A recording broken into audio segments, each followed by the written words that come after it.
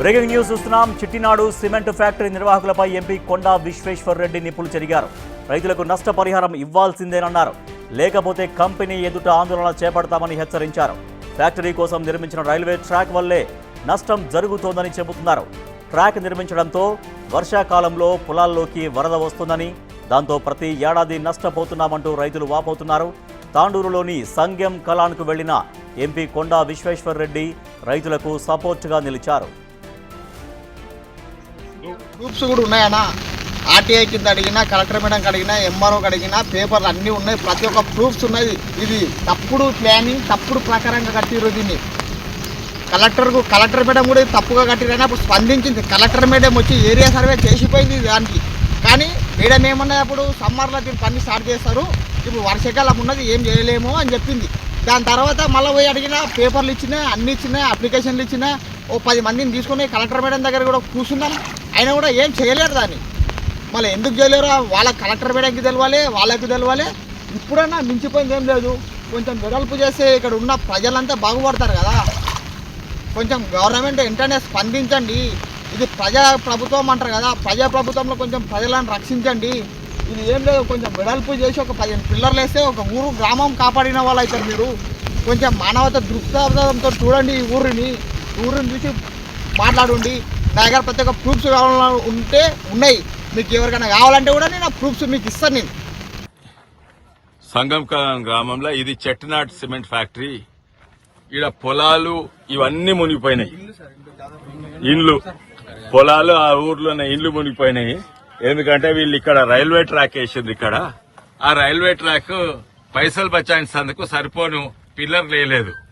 అయితే ఈ railway track వేసినాక నీళ్లు ఆగుతున్నాయి. ఇక్కడ మునిగేది వీళ్ళ జీవితాలు, వీళ్ళ పంటలు, వీళ్ళ ఇండ్లు మునుగుతున్నాయి. అయినా వీళ్ళ సన్యాసులు కాంపెన్సేషన్ ఇస్తలేరు. దొంగలు తయారైనరు. వాళ్ళంటారు రైల్వే అంటారు, రైల్వే అంటారు, వాళ్ళు అంటారు. అయితే ఇది తప్పనిసరిగా వాళ్ళు కిందికి దిగి రావాలి, వాళ్ళు కాంపెన్సేషన్ ఇవ్వాలి. సంతోషం, ఈ రోజు రైల్వే అధికారులు దీన్ని మేము ఏమన్నా సాల్వ్ చేస్తాం అంటున్నారు. కానీ అంత సాల్వ్ చేసే వరకైతే వీళ్ళు పైసలు అయితే తప్పకియాలి. నమస్తే. You should be ashamed to be owning this factory which is damaging your neighborhood villages. Instead of doing CSR and helping them, you're ruining their lives and you're using police to get them arrested. If you're going to take that stance, I know all the way on the top, whether it's Muttaya or Annamalai. Do you know who I am? I am the MP of this constituency and I have connections in Madras with your management. Whether they are my friends or enemies, on this I'm not going. They are actually known to our family, your management. But on this issue, I am not going to spare you or your management. We are going to give you 1 week time to give the compensation. Otherwise, I will be here. I will stop the factory. The MLA may be from a different area. He will come and stop. Okay? Immediately stop on the compensation. Start on the compensation process. There is no excuses.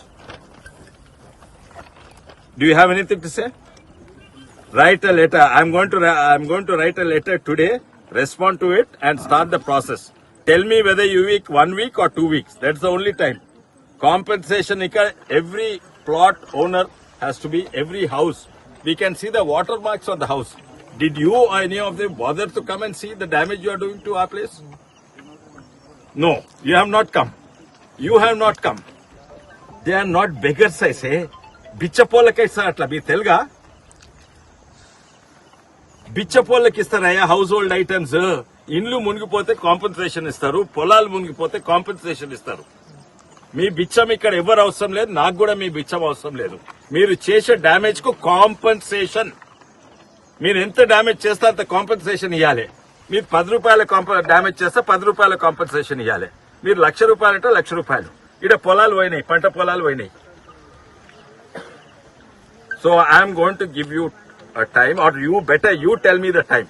ఇప్పటి వరకు solve అయితే so 1 week or 2 weeks, let me know, and I will make sure, I'll make this my mission to stop Chettinad Cements if they do not respect the local community, if they do not pay compensation.